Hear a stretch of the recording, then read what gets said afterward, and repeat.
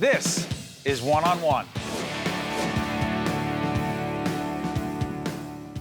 One on One is pleased to welcome Fran Gallagher, CEO. She's the Chief Executive Officer of the New Jersey chapter of the American Academy of Pediatrics. It's good to see you, Fran. Thanks for having me.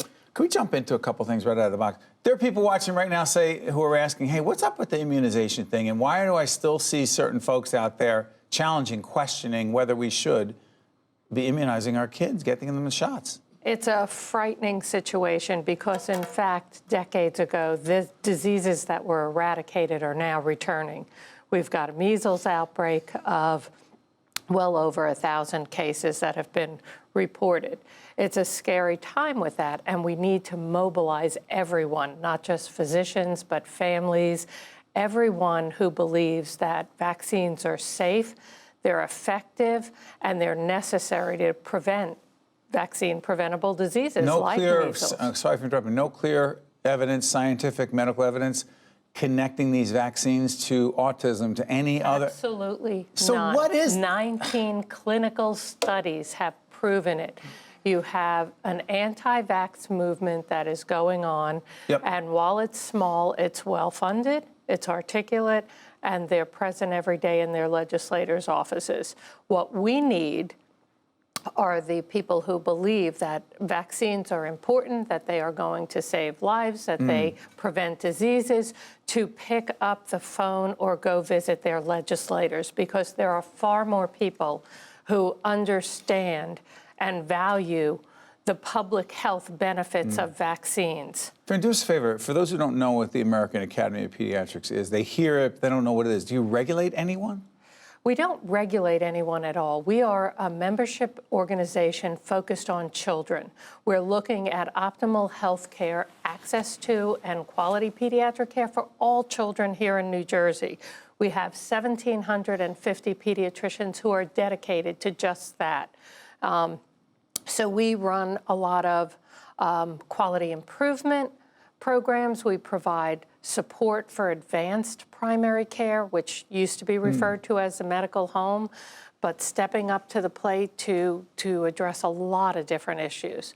And we do a lot of macro work, meaning policy, regulatory, legislative advocacy work. You have corporate partners, you have folks that we know as well. We do. In fact, we have, public-private partnerships are essential in making improvements in a state.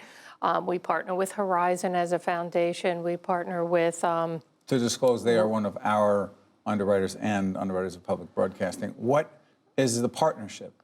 The partnership is around, again, quality improvement, access, increasing access to quality pediatric health care. How? So we've worked on projects with them about increasing immunization rates. We've worked on projects with them about increasing preventative oral health. Oh, go back to oral health. I asked myself, what's the oral health and overall health? They're connected. How so? They're connected because it is, in terms of, did you hear years ago about the 4-year-old young boy who died in Maryland because he had a cavity that was not treated, caries, and the infection traveled to his brain? It's very serious in terms of... So we think oral health, hey, you get a cavity, you gotta go to the dentist, you brush your teeth, floss. People think that it's part of growing up is getting cavities, but really what our goal is to prevent caries in children birth to 5, which it's totally preventable.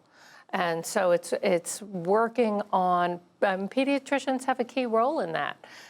They look at doing an oral health assessment. They look at, in fact, making referrals to dental homes, and really counseling the parents about preventative, hygiene. Is this a bigger issue in underserved communities?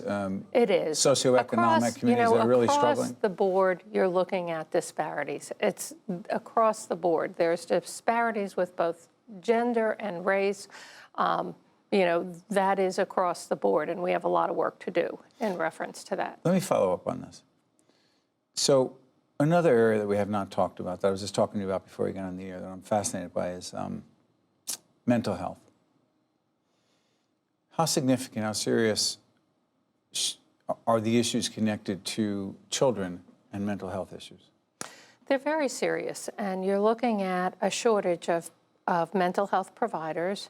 And so pediatricians who are specialists by training have stepped up to the plate and are caring for a lot of children with anxiety or depression or ADHD or those kinds of mental health diagnoses. Who could have experienced or experiencing what are otherwise known as ACEs, adverse childhood experiences, Exactly. which we talk about in our series. I know our team will put up our series called Right from the Start, NJ. After you put this Chiron up, if you put the other one up, we have a series called Right from the Start, NJ, which deals with 0 to 3. Right, we're a member of that coalition. Well, we have a great agency. team of folks, but going back to this question, those adverse childhood experiences, poverty, violence, drugs, alcohol in the home, a whole bunch of other things, that can have a tremendous effect on those children as they grow up. It can, and you can see why it's so important to be strong supporters of advanced primary care,